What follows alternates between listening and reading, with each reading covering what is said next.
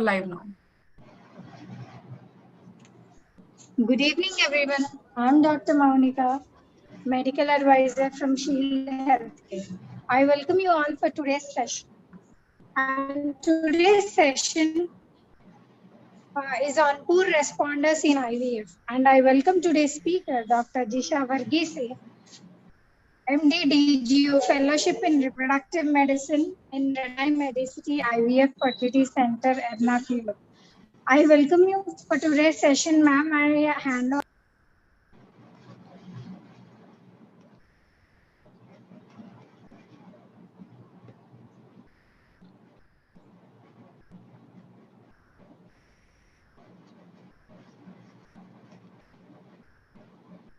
Ma'am, I hand over the session to you. Okay, thank you. Thank you, Sheil, for the opportunity. So, shall we start now? Yes, ma'am. Okay. So, today's topic is poor responders in IVF. So, first, what does a poor responder mean? So, generally, if you say the poor ovarian response means the development of insufficient number of follicles following gonadotropin stimulation, which results either in the cancellation of the cycle in a traditional protocol or retrieval of low number of oocytes. And the incidence in a traditional or conventional gonadotropin protocol is around 9 to 24%. That means 1 by 10 to 1 by 4th of gonadotropin stimulated cycle can end up in poor ovarian response. Next screen, please. Next screen, please. So actually, till 2011, there were multiple criterias and multiple even RCTs were there, which were based on a heterogeneous various criteria to define the poor ovarian response. So in 2011, Estradiol brought out a criteria called BOLOGNA criteria, as we all know. Out of 3 factors, 2 should be present in this BOLOGNA criteria to call a patient as poor responder. So first factor is the presence of advanced maternal age, that means age more than 40 years, or any other risk factor for poor ovarian response. The second factor was a previous ovarian response, that means the cycle cancelled or less than 3 oocytes retrieved in a conventional protocol. The third factor was an abnormal ovarian reserve test, which is defined as an antral follicular count of less than 5 to 7 follicles or an AMH of less than 0.5 to 1.1 nanogram per ml. So either at least 2 of these 3 criteria are present, we can call the patient as poor responder according to the BOLOGNA criteria. Next screen, please. So according to this, 2 episodes of poor ovarian response after maximal stimulation is sufficient to call the patient. At least a minimum of 1 stimulated cycle is essential for the diagnosis. And a patient who is of advanced maternal age with a reduced ovarian reserve is an expected low responder. Next slide, please. So after the BOLOGNA criteria was introduced in 2011, people started thinking aloud that is BOLOGNA criteria enough to define poor responder and enough to plan the management? Is there any need for revision? Next slide, please. So what are the limitations of the BOLOGNA criteria? BOLOGNA criteria had limited clinical application, mainly because of the heterogeneity of the patient population involved in that. The patients were of different age group and there was a vast difference in the ovarian reserve for the patients. So there was a limited clinical application and we cannot make a right decision which is uniformly applicable to all the patients. That was the main problem with the BOLOGNA criteria. Next slide, please.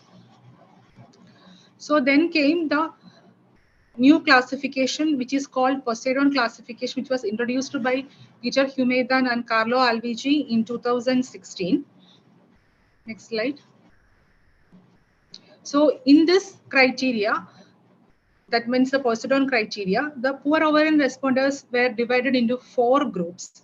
The group 1 was young patients with a good number of ovarian reserve. That means the age was less than 35, AFC was more than 5, AMH was more than 1.2 nanogram per ml, and they were again subdivided into 2 based on prior ovarian responses. Group 1A was where the prior response less than 4 oocytes were retrieved, and subgroup 1B where 4 to 9 oocytes were retrieved. The group 2, they are older patients, that means more than 35 years and with good ovarian reserve. That means AFC more than 5 and AMH more than 1.2 nanogram per ml. Again, based on the previous ovarian response, they were subdivided into 2A and 2B. The group 3 are the young patients with poor ovarian response. That means age was less than 35 with AFC less than 5 and AMH less than 1.2. In group 4 patients, the age was more than 35 with poor ovarian reserve. That means AFC less than 5 and AMH less than 1.2. So in group 1 and group 3, the peculiarity was that even though the response was less, the retrieved oocytes were less, because of the advantage of the age or because of the favorable age, the aneuploidy risk was low. Whereas in group 2 and 4, because the age was high, the embryo aneuploidy risk was high. Next slide, please. So coming to the first group, that means the young good ovarian reserve patients. So what are the reasons for the patients to hyporespond or retrieve low number of oocytes in this group 1? The reasons can be 1, FSH dose not reaching the threshold. Second thing can be trigger issues. The third thing, the genetic polymorphism of various FSH receptors, LH receptors or VLH beta polymorphism. So basically they are young hyporesponders. The increase in the FSH dose not reaching the threshold can happen in many ways, especially those patients who are with high BMI. When we start with 150 or 200, the dosage may not be enough for them. In that kind of patients also will be included in such in group 1. Actually, for them, there is an increase in the gonadotropin dosage, at least 50 units plus than the previous stimulation used to increase the response in the next cycle. Next thing is trigger issues. Trigger issues, usually what happens is when the patient is too much downregulated, that means the serum LH values are very much suppressed, and when you are using an agonist trigger, it can reduce the number of retrieved oocytes, or there can be a call chain issue, there can be a trigger timing issue, spillage of the trigger. All this kind of trigger issues again can cause a poor ovarian response in group 1 patients. The third thing, that is a genetic polymorphism, that will come to that in later. So what are the remedies for this group of patients? So first is increasing in the gonadotropin dosage. Second one is adding LH, recombinant LH if needed. And for trigger issues, change the type of trigger or addition of agonist or HCG trigger, whichever was used previously. We can add the other type of trigger as well. Next slide, please. So when we talk about the young hyporesponder, there is something called as ovarian sensitivity to FSH, which can be reflected as follicular output ratio, which is basically the ratio of pre-ovulatory follicles to the antral follicles. So here we can see in 2 patients, the retrieved oocytes are 5 in number. But for the first patient, her age was 28 and AMH was good, and she had an AFC of 16, and she had got only 5 oocytes. Though that response is that means she had hyporesponded. The second patient, she also got 5 oocytes, but her age was 39 and the AMH was only 0.08 and AFC was 5. So she had performed, or she had given her 100%. So in the first patient, she had hyporesponded, and we can say that her ovarian sensitivity to FSH in that index stimulation cycle was less. Next slide, please. So what does a hyporesponder means? A woman can achieve adequate number of oocytes, but she may require more dose of gonadotropins and more days of stimulation than the expected normal, which indicates the hypersensitivity of the granulosa cells to FSH.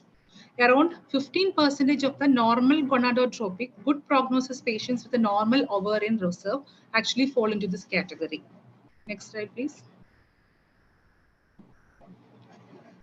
So what is a suboptimal responder?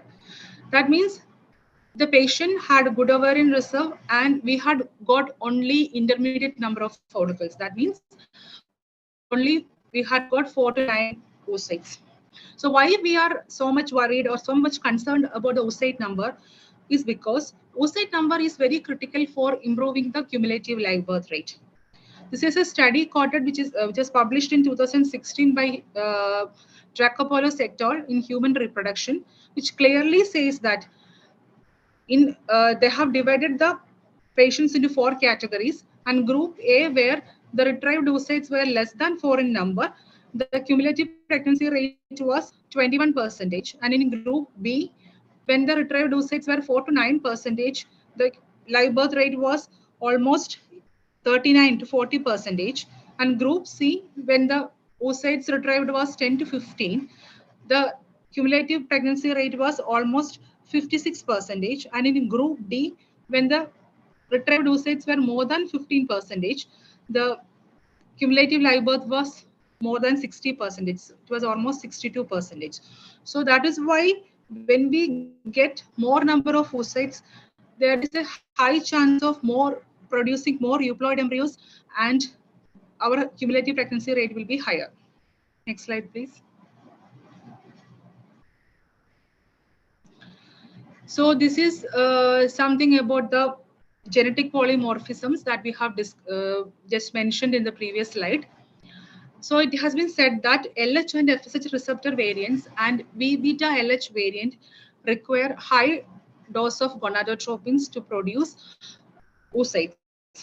So this is a study which was published in 2020 based on the effects of genetic variants of gonadotropins and their receptors on ovarian stimulation outcome.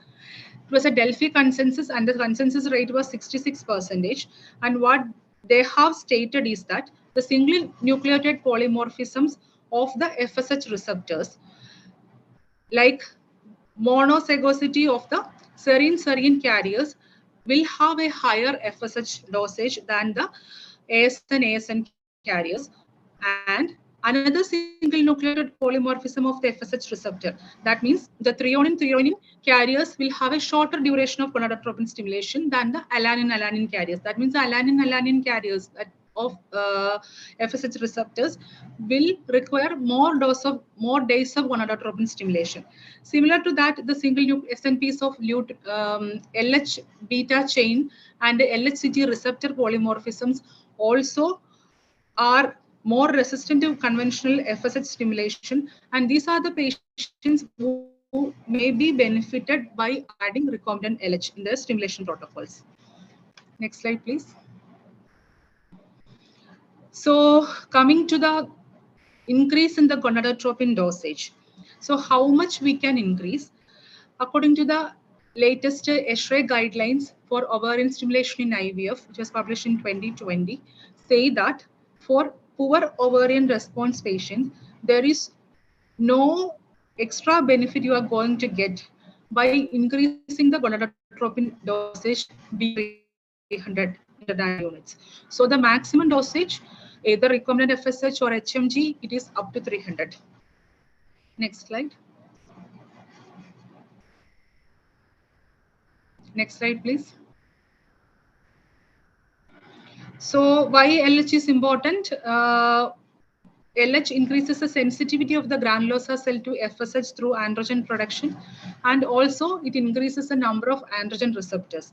And one more reason what we told is, in LH receptor polymorphisms also, typically they will be more resistant to a stimulation which is based only on FSH. So they also require some amount of LH to produce adequate number of oocytes.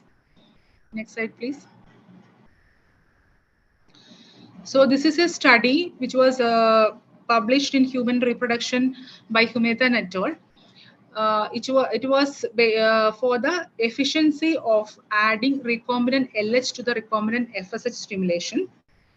But in this study, they haven't found any difference between two groups. That means adding LH to the recombinant FSH, there was no significant improvement in the live birth rate, implantation rate, or clinical pregnancy rate. Only biochemical pregnancy was slightly higher in the recombinant FSH group.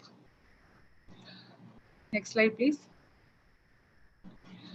But this is a study which was published in 2020. Here, actually, they have looked for the effect of recombinant supplementation on cumulative birth rate compared to FSH alone, and it was a large real-world study, and the amount and the number of patients recruited were nearing 10,000. So in this study, actually, what they have concluded is that when they have divided the poor responders according to the prosper category, mild, moderate, and severe. In the moderate and severe prosper categories, addition of recombinant LH to FSH has increased the cumulative pregnancy rate.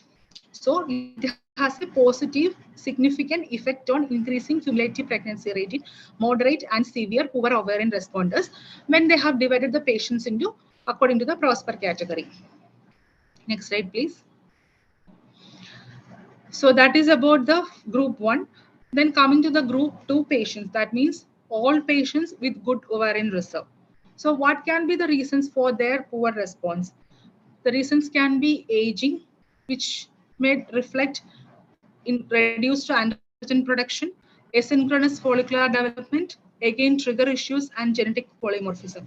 Basically, they have an aging ovary. So they may have an increased, they may have a decreased androgen production. And one regular reason that we see in many patients are asynchronous follicular cohort because of the advanced recruitment of the follicle, which again leads to decrease in the number of low number of retrieval of oocytes. So what we can do for this kind of patients, again we can try increasing the dose of gonadotropins.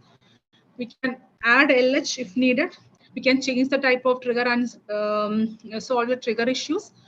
We can synchronize the follicular wave to decrease the asynchronous follicular development. Next thing is PGS, which is a controversy again. Again, it will decrease the time to pregnancy and increase the number of transfer of euploid embryos.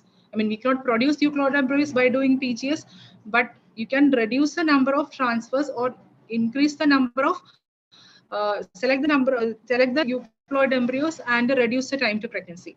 And those patients who are androgen deficient, we can try adding androgens as well. Next slide, please. So what causes, what is the problems with the aging in ovary? The aging can cause mitochondrial cell dysfunction. It can cause granulosa cell apoptosis. It increases the oxidative stress, and it also increases the age-related aneuploidy. Next slide, please. Next slide, please. So is there any preferred protocol for this group 2? The Estradiol consensus again says that there is no protocol which is preferred or one over another. Even GnRH antagonist and GnRH agonist protocols have the same kind of efficiency with respect to clinical outcomes and the number of retrieved oocytes. But there was a study which was published in RCT published by Shesh Kamal Sankara, which she was according to her study, the GnRH agonist protocol can result in more number of oocytes, maybe because of the more synchronization of follicles.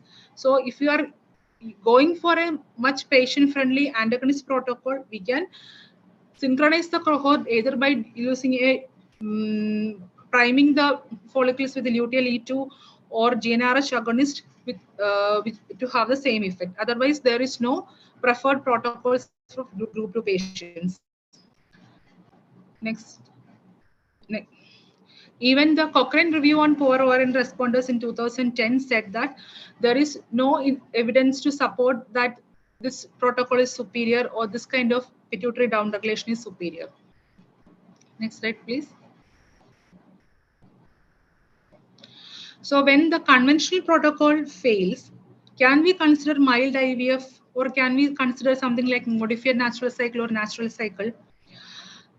Next slide, please. So natural cycle or modified natural cycle or minimal IVF in poor responders, they have a high cancellation rate.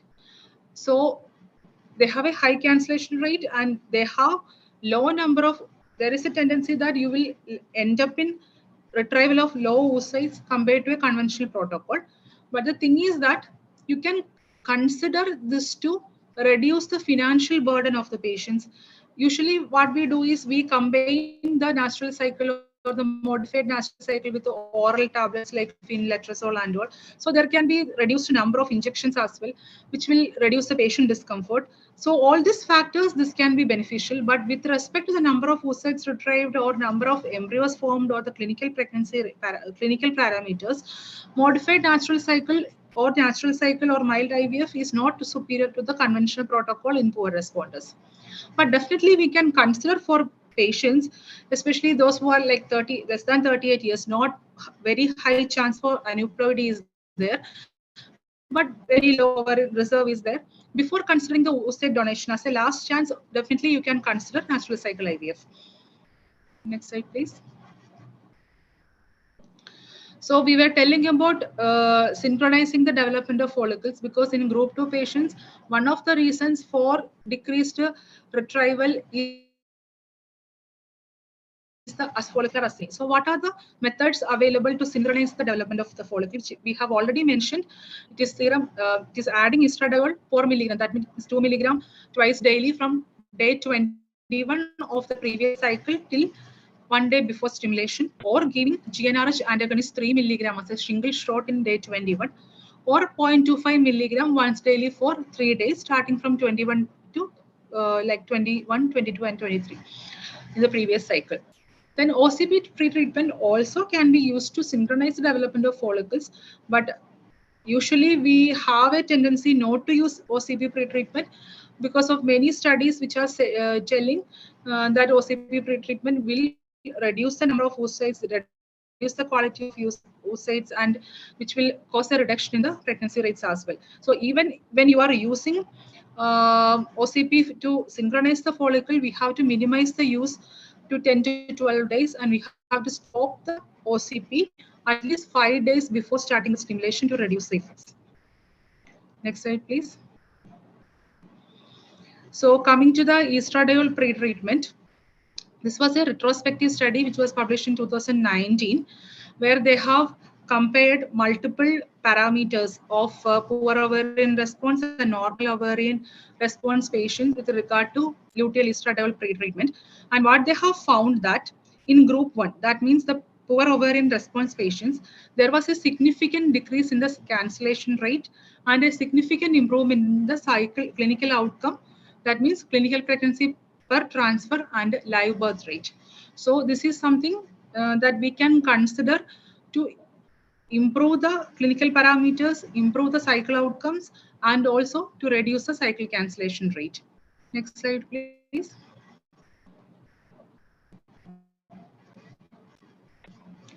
This is another study which was again looking on the effects of luteal estradiol pretreatment in poor ovarian responders.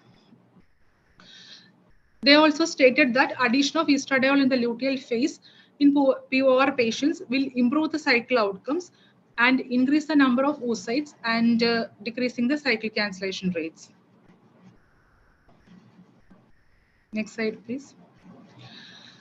But then there came an RCT, which was published again in Human Reproduction in July 2022 with the 522 patients. They have found that the duration of recombinant FSH treatment was significantly longer in estradiol valerate pretreatment group compared to the control group, and the clinical pregnancy rate, there was no significant difference between the two groups. So practically, this RCT is telling there is no significant advantage of using luteal estradiol. But when you look in the clinical side, most of us are using luteal estradiol valerate for the pre-treatment, especially in poor responder patients. So like it has got mixed reviews. Next slide, please. Then coming to the group 3, that means the young poor ovarian reserve patients. So what are the reasons for their poor performance? The reasons can be poor ovarian response, asynchronous follicular development, and trigger issues. So this is like poor reserve but good quality oocytes. So what we can do to correct these patients, we can increase the FSH dosage. We can try something like dual stimulation. We can try adding androgens. We can synchronize the follicular wave. Protocol, as we said earlier, there is not much difference between a protocol change in group 3 patients also between the agonist and the antagonist protocol. Next slide, please. In group 4, that means the old poor ovarian reserve patients. What are their problems? The reasons can be poor ovarian reserve response and asynchronous follicular development. For these patients also, we can increase the FSH dosage. We can try dual stimulation. We can try adding androgen. We can synchronize the follicular wave, and we can try adding growth hormone. So let us see one by one. Next slide. So we had in group 3 and group 4 patients, we had mentioned something called dual stimulation or duo-stim, which was proposed by Ubaldi et al. In 2016. And there were multiple observational studies and cohort studies were saying that dual stimulation is a brighter thing. That means that has a good role in improving the cycle outcome in poor responder patients. Then came this RCT, which was published very recently in 2023 in Human Reproduction. It's a BISTIM study. It is a randomized control trial comparing dual ovarian stimulation, that is means dual stim with the 2 conventional ovarian stimulation protocol in poor responders. Basically, what they did was they recruited 44 patients each in each group. That means 44 patients in the dual stim group and 44 patients in the conventional stimulation, that means back-to-back stimulation group. And what they found was there is no difference between the cumulative number of oocytes retrieved, cumulative number of mature oocytes retrieved, or there is no difference in the time to get an ongoing pregnancy rate between the 2 groups. The only advantage was there was a significant longer time, that means 2.5 months to start the next stimulation in the conventional protocol, whereas it was only 0.3 months, that means less than 1 month in the dual stim.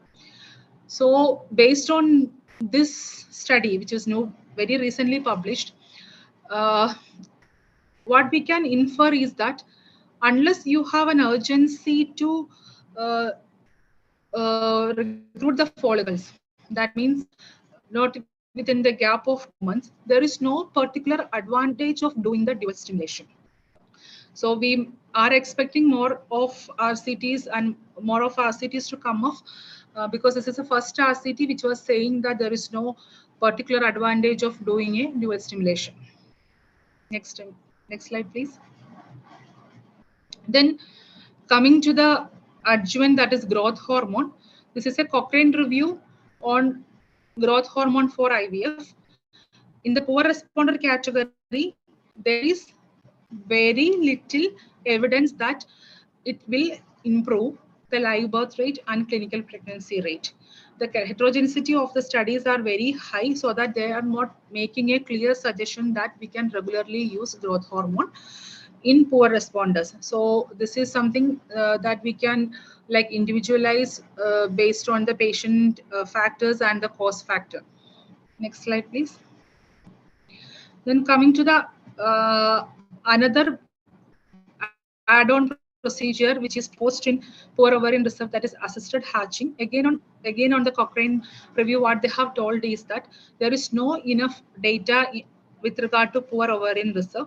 At the same time, what they have concluded based on one study is that there is a significant improvement in clinical pregnancy rate, but it is not translated into the live birth rate. So there is practically there is not much advantage of adding assisted hatching as a procedure in poor responders. Next slide.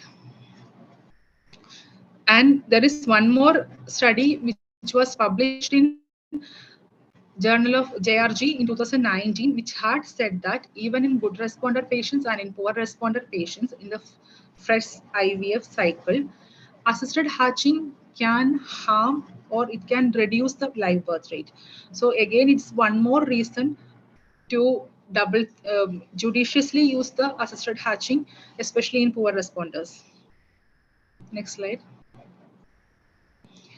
So this is a systematic review and meta-analysis which was published in 2020 regarding various adjuvant treatments which were proposed in poor ovarian responders. We can see that DHEA and coenzyme Q10 are the only two molecules which had shown any statistically significant improvement in the clinical pregnancy rates. So DHEA is mainly indicated for patients who are having a chance of decreased androgen production. That means in the group 2 and group 4 patients, and coenzyme Q10 is mainly implicated in group 3 patients. Next slide, please. So coming to the novel therapies, that is, one is ovarian fragmentation and in vitro activation. Second thing is ovarian PRP, then stem cell therapy, and fourth one is the augment therapy, that means ovarian rejuvenation, which has still its places in the clinical, the research things, not had come into the practical things, that means the augment therapy. Next slide, please. So the first novel therapy is the ovarian fragmentation. It was first proposed by the Japanese group. What they have told is that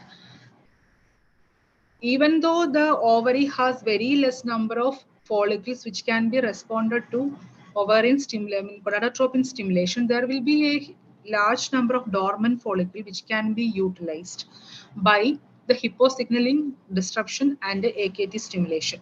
And the same group recently had come up with drug-free in vitro activation of follicles for the POR response. So there is a drug, there are two methods for in vitro activation. One utilizes this AKT stimulators. That means we will retrieve the cortical segments of the ovary. We will fragment the ovary into small cubes. Then we will incubate it with the AKT stimulating drugs, and we will transfer into the patient in the ovarian fossa or in the opposite ovary after 2 days of incubation. That means you have to have 2 surgeries for the traditional protocol. That means the hyposignaling with the drugs. Drug-free in vitro activation means the same sitting we will be transferring the cortical fragments back to the ovary. That's the drug-free IVA. Next slide, please. So these are the what you call the results of the drug-free IVA trial. That means total they have recruited 11 patients, and 4 patients had a pregnancy, and 1 patient had a miscarriage, and 4 patients had cryopreserved embryos which are ready for transfer. So this also like appear very promising, but more studies has to be there. Next slide, please. This is again an RCT which is published in 2021, which was looking at the follicular activation in previously diagnosed poor ovarian responder patients. What they have found that the ovarian fragmentation for follicular activation in POR resulted in an increase in the AFC count, but there was no difference in the AMH, or there was no difference in the pregnancy rates. So again, we need more RCTs to see whether this ovarian fragmentation can be brought into routine clinical practice. Next slide, please. Then coming to the ovarian PRP, there are many studies, especially observational studies and cohort studies, which are telling that ovarian PRP is a good intervention to improve the ovarian response and clinical outcome. This was a pilot study of 30 patients with the POR, and what they have found that there is an increased or a significant increase in the retrieved oocytes, M2 oocytes, and cleavage stage embryos after giving ovarian PRP. Next slide. There is another article which was published in 2020. This was the first prospective clinical trial with the autologous PRP, and what they have found that most of the patients within 4 weeks of follow-up after PRP injection, there was an significant increase in the AMH level. Next slide, please. So what we are waiting for is the ovarian function following intra-ovarian injection of PRP trial to be completed. This is an RCT. We are waiting for the results. It will be published by the end of 2023.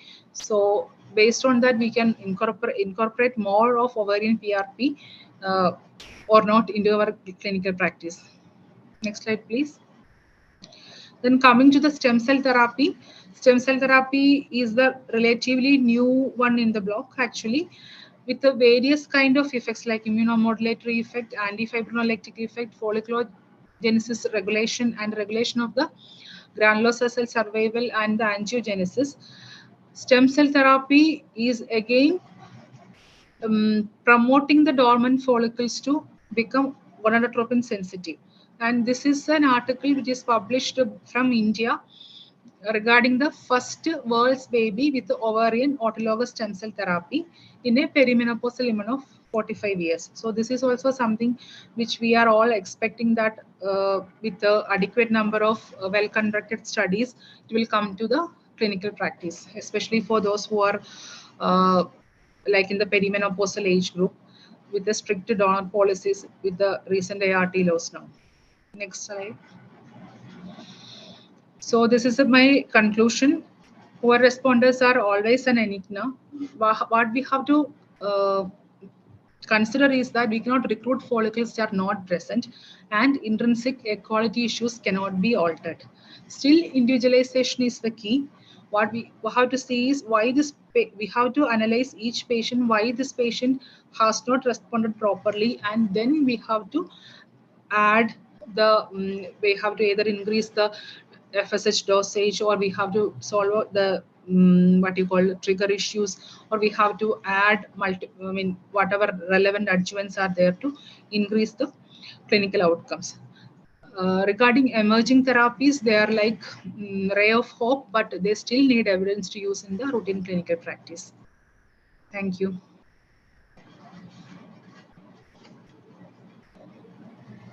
Thank you, ma'am. We have one question in our Shield Connect page. Shall I read it out? Yeah, sure. One question is, as you have mentioned, that DHEA would help in group 4. If yes, how long shall we continue, in which dose it would be preferred for group 4 patients, ma'am? Usually it is given at least 6 weeks to 3 months prior to the start of stimulation, 75 milligram per day.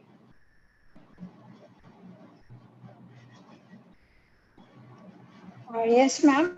That's the question which was asked on the page. That was the only question. And I thank you for the session. And most of them has learned in detail about all the post-year classes also. And I hope we do a lot of webinars with Shield Connect in future too. Thank you for connecting with us, ma'am. Thank you so much. Thank you.